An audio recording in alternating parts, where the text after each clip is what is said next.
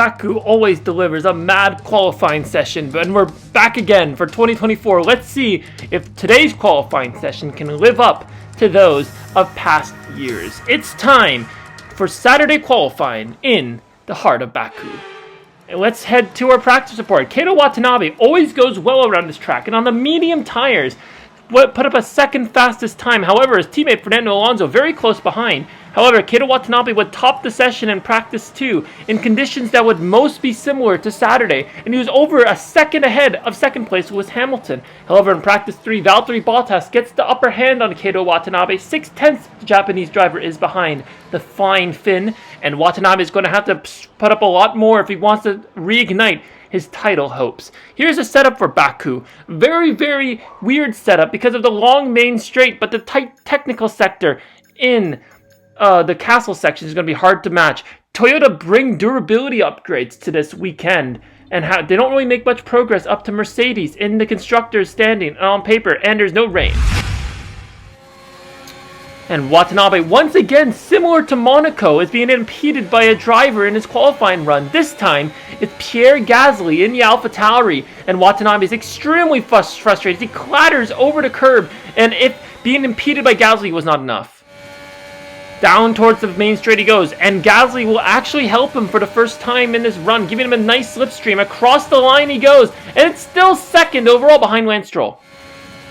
And Watanabe is absolutely flying. The second sector, not as good as the first, but definitely better considering how impeded he was by Pierre Gasly. Over 1.3 seconds up on his time across the line. Where does that put him? And that puts him P1 in qualifying 1. An amazing effort, but the Mercedes drivers sandwiched by the Toyotas, so they're putting up some exquisite qualifying times, and it's going to be surely an amazing fight for pole position. It's a good J for George Russell as well, making it into Q2, as well as for Sebastian Vettel, who pips his teammate Esteban Ocon by 0.2, and the Williams, Haas, and both Alfa Romeos are out. Towards the line we go. Watanabe, rear wing wide open. He's on the medium tires, so he's going to try and make it through and give him a good strategy, and he goes fastest overall on the mediums. And Watanabe didn't need to go out again after that. 7th, makes it into Q3, and crucially is going to start on the medium compound of tire, and that is going to be very good for his championship hope. Lando Norris disappointingly out in Q2, and that is going to disappoint McLaren a lot. Down the main straight we go. DRS wide open for Kato Watanabe as he barrels towards the line at over 200 miles per hour, crosses it 6/100ths behind Max Verstappen, and surely on a new set of tires he can do better. 2 purple sectors for Watanabe, 0.8 up. Valtteri Bottas puts up a 136.6 on this to take provisional pole, but what can Watanabe do in the dying seconds of this lap? He's accelerating down that main straight. Surely this is going to be a pole time, and it is a 136.4, 0.2 faster than the flying Finn, the end of qualifying. And Watanabe is going to be very happy with that. And we end qualifying 3 just as we ended qualifying 2. The Toyota sandwich with Mercedes fillings, and as a all Red Bull third row, Carlos Sainz beats the 2 AlphaTauri drivers, and Lance Stroll, unfortunately, unable to capitalize, down in P10 for McLaren.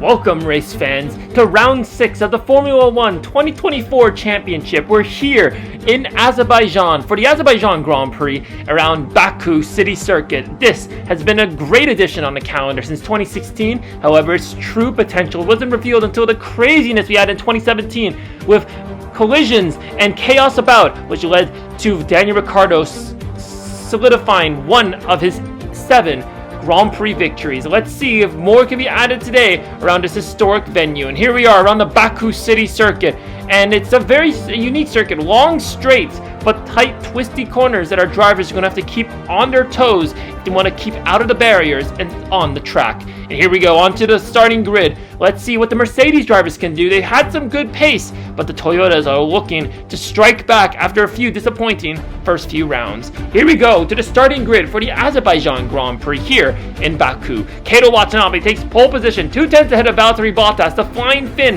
hoping to ensure that the Japanese driver does not gain any momentum in his championship bid. Then it's Hamilton third, Alonso fourth, again occupying the same row of the grid. Max Verstappen, Sergio Perez on the third row. Carlos Sainz and Antonio Giovinazzi 7 and 8, and it's an all McLaren 5th row with Stroll and Norris on it together. There's Charles Leclerc, Christian Lundgaard, Callum Ilott, and Sebastian Vettel. George Russell ahead of Esteban Ocon, with Nicholas Latifi and Pierre Gasly down the order with grid penalties. Then it's Yuki Tsunoda 19th, Mazepin 20th, Sato 21st, and Zhou Guanyu with more penalties down the grid. Here we go, our grid set. Let's see what our drivers can do around Baku. 5 red lights, raring to go. The drivers, foot on the pedal. What can they do? It's lights off, and away they go. And it's Watanabe getting a brilliant start off the line, but it's a great start also for Antonio Giovinazzi going against the Red Bull senior team. And we go to 2 McLarens also battling now with Lance Stroll and Lando Norris. And there's carbon fiber flying everywhere, and that's Lance Stroll without a wing, and that is going to be severely impactful to his race. And the virtual safety car is called out after 2 corners. Let's look at the replay again. You can see Lewis Hamilton gets off the line extremely well in comparison to his teammate. The opposite of what it was like in Monaco just the last weekend. Lewis Hamilton around the outside into the first corner. Valtteri Bottas, you can see, he tries to fend off his teammate, but he just gets bogged down in the second phase. See him trying to wrestle the car through the inside, but he's unable to get the proper traction and grip off the corner. And it's just not good for Bottas, but fortunately, he's going to have opportunities to overtake. Here's the replay from Lance Stroll. Gets a terrible start in comparison to Lando Norris. The 2 McLarens jockeying for position, and I think Lance Stroll is too busy looking in his mirrors at his teammate, and he doesn't see the Red Bull of Sergio Perez ahead, and he just front wing just gets completely destroyed against the back of the Mexican's car. Yeah, and that's just a very clumsy move from Lance Stroll. Too busy looking in his mirrors from the Canadian driver. And we can see from his perspective, look at him. He's looking in the left mirror, see where his teammate is, and he just collides into the Red Bull. Doesn't see what's in front of him. No grip whatsoever. 0. Yeah, copy that. There was a big queue at the start. Delta until the green and the VSC is ending now as Lance Stroll continues to fall back and pull the pack away from Watanabe. Green flag conditions, in Watanabe on the medium tires, despite being on a step harder than Lewis Hamilton, has completely left the Brit napping as he head down the hill towards the long straight we go around the left-hander, and Watanabe is going to try and hold off Hamilton, but he's 4/10 behind, which is perfect for some good slipstream. Down the straight we go, round the final corner, and here we go, deploying tons of battery, but here comes the flying Finn, Valtteri Bottas. Hamilton, offense turns to defense, but for Hamilton, he's thinking the best defense is a great offense. He's going to try and go down the middle. Valtteri Bottas contesting his teammate. The 2 Mercedes side by side again into turn 1 as Valtteri Bottas around the outside pulls the blinder on Hamilton and does what his teammate did to him on lap 1, and the flying Finn takes P2. Here goes Fernando Alonso into the pits for his first stop. That's quite early from the Spaniard, and he's right behind Lewis Hamilton as well. So that's going to play into their hands. Can he get the undercut on Bottas? Hamilton squeezes Callum Ilott into the barrier, and that is some great intense stuff, and that's going to play perfectly into Fernando Alonso's hand. The score, we're going 3 wide into turn 3 as we go. The Spaniard on the outside, the Britons in the inside. Callum Ilott squeezed out, and Hamilton's the worse for wear and going for fighting for P8. He's down to P10. Let's look at the replay. You see Alonso out of the pits, and for once it just shows how you just need to keep your nose clean. You just need to be calm and calculated. Everyone gets DRS down this straight, but Fernando Alonso gets the better run. Callum Ilott on the aged soft compound. Lewis Hamilton's ahead into the corner, but with 3 cars, he just gets pinched in, and Alonso around the outside.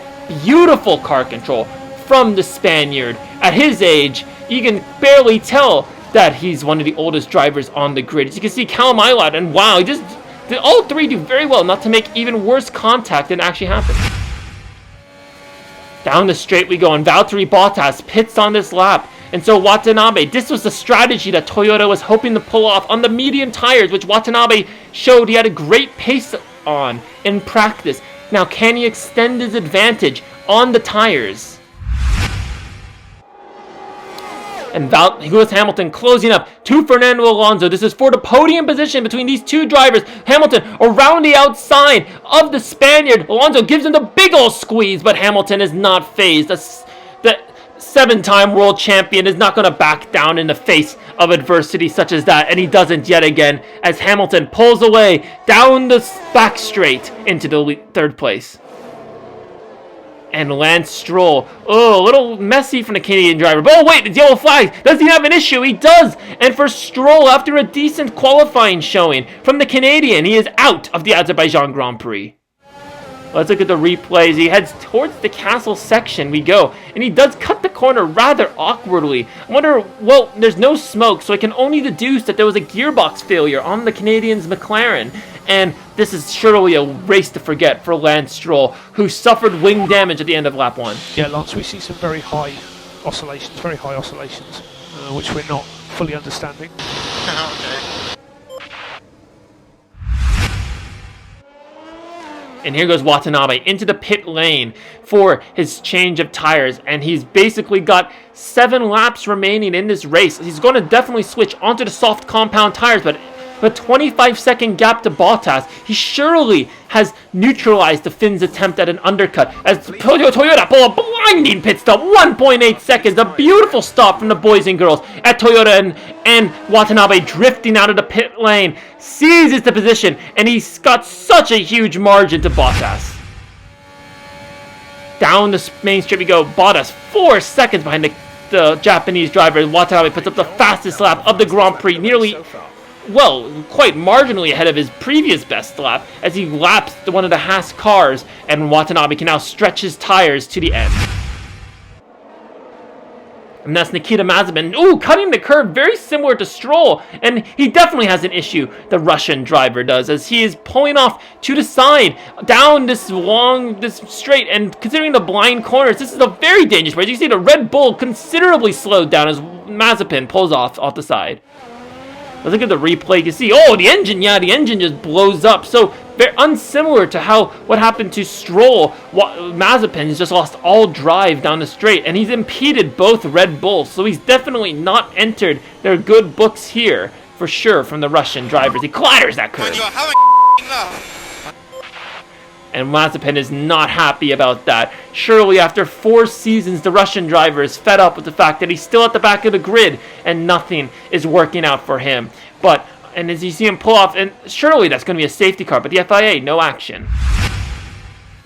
Onto the final lap we go. Watanabe has absolutely dominated this race. From lights to flag, pole position, and the fastest lap. This is exactly what the Japanese driver and Toyota Racing needed in order to step out of their terrible start to the year. Watanabe crosses the line and wins the Azerbaijan Grand Prix by an absolute landslide.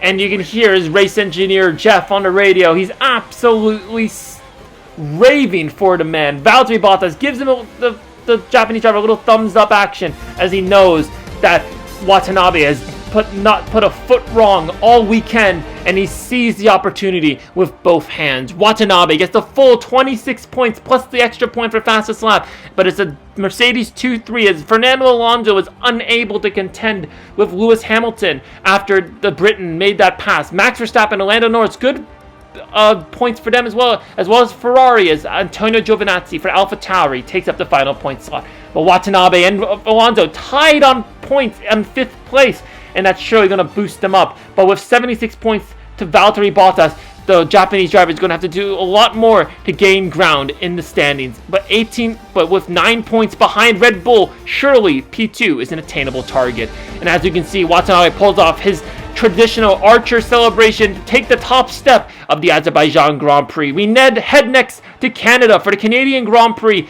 a favorite for everyone, but certainly for Watanabe, who's proven to be quite the competitor around that circuit. Let's see if he can repeat the success in Baku around Montreal, but we'll see you next time.